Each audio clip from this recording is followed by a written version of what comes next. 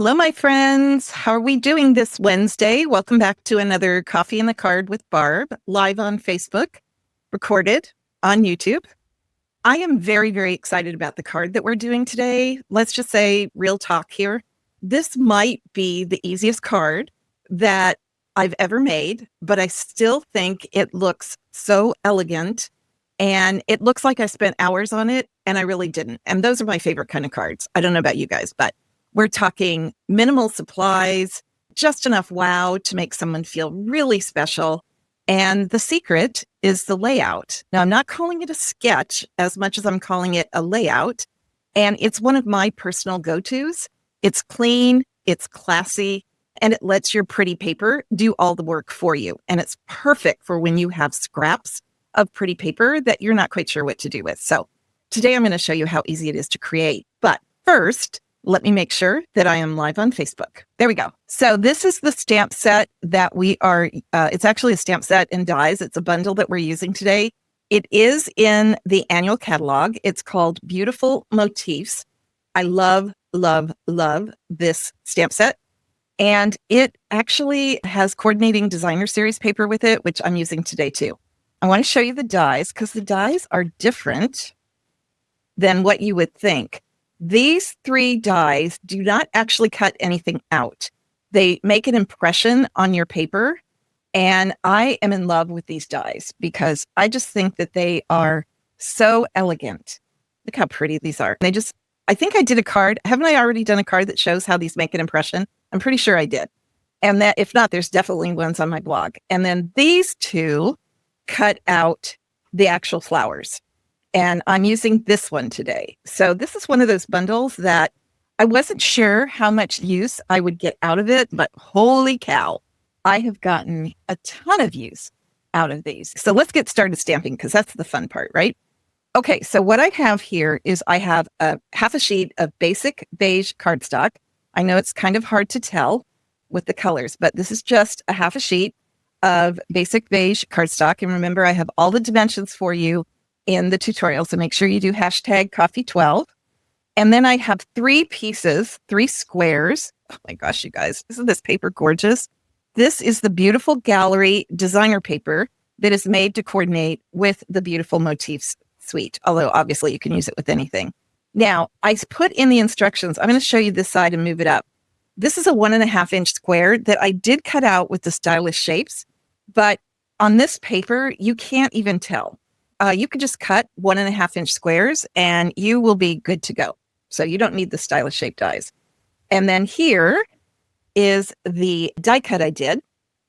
And this is out of cloud cover cardstock, which is rapidly becoming one of my all-time favorite cardstock colors.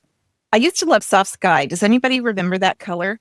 And soft sky was this is fairly close to it. It's a very cool color. And look how beautiful these soft colors are. I mean, it doesn't translate very well to the camera, but in person, these 2 colors together are absolutely gorgeous. So the very, very first thing we're going to do. Now, for those of you that are experienced stampers, you will not need this. But we all know, I'm not embarrassed to say that I am straight line impaired. So the very first thing I want to do is I want to add a very thin layer of glue, and I want to give it just a second to dry.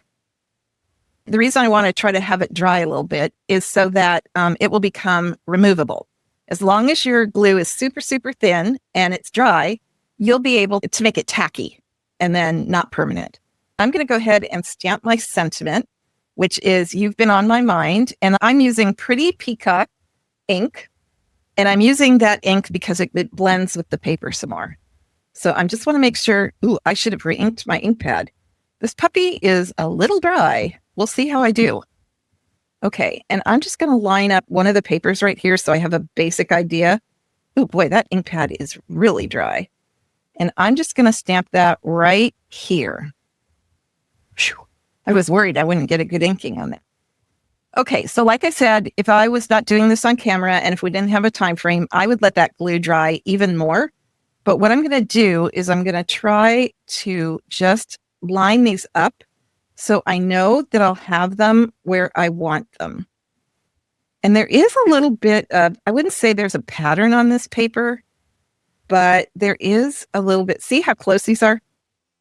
But there is a little bit of foundation, if you will. Okay, so I'm going to take this off just a little bit more.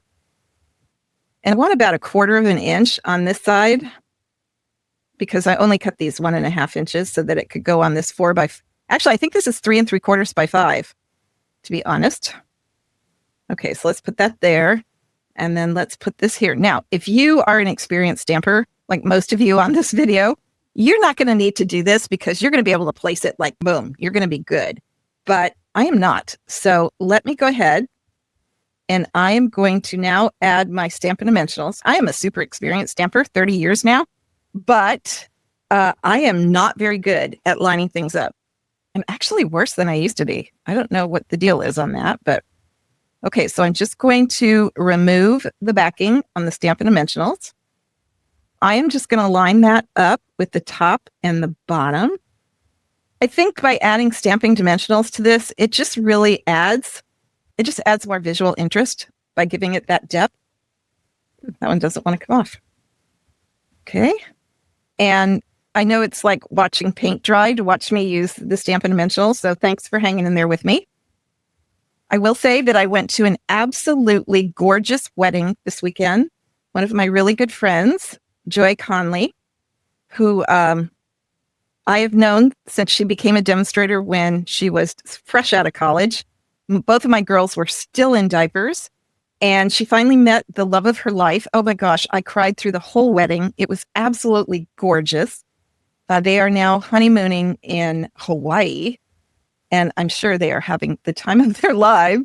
It was just, have you ever been to a wedding where you just knew, okay, this couple was meant to be? That was Joy's wedding. It was perfect. It was perfect.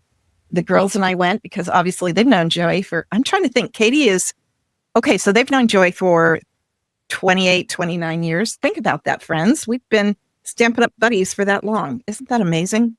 I love Stampin' Up for that reason alone. The friendships that you make are just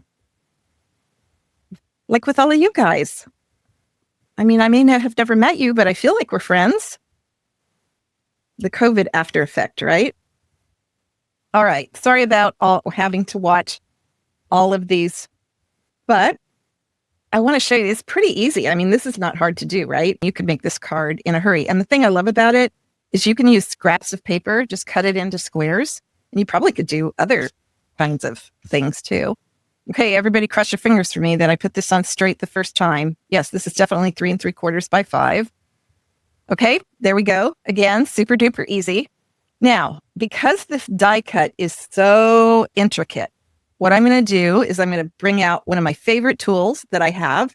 This is my second favorite tool after my Take Your Pick tool, which you guys know is my all-time favorite. And what I'm going to do is I'm just going to put a little bit of glue here. And then I'm going to take a sponge and I'm just going to put on a light layer of glue. So kind of like it did before when I was putting on the squares of designer paper. But in this case, guys, I'm putting enough on that once it dries, it will stick and it will be on there. You can see it already sticking to my finger.